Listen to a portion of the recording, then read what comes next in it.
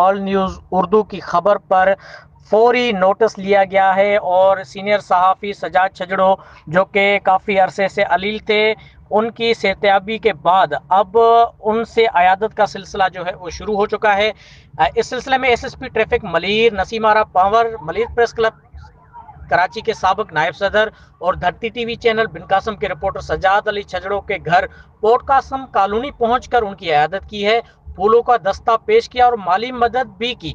उस मौके पर एसएसपी ट्रैफक मलिर का कहना था कि सजाद छजड़ो मलिर का सीनियर सहाफ़ी और कलमकार है और उन्होंने हमेशा गरीब और बेसहारा लोगों की आवाज़ को ऐवानों तक पहुंचाने में मदद की है।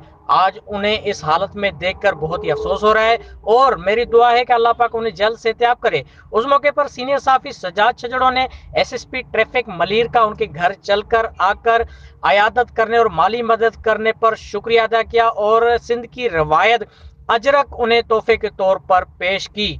जी बिल्कुल, आपको हम बताते चलें कि सजाद छजड़ो जो कि जिगर में जख्म होने के बाद काफ़ी अरसे से अलील थे, जिन्हें लियाकत नेशनल अस्पताल में दाखिल किया गया था, जहां डॉक्टरों ने उनका ऑपरेशन करके उनकी जिंदगी बचा ली। अब वो खतरे से बाहर हैं और अपने घर पर जेर इलाज हैं।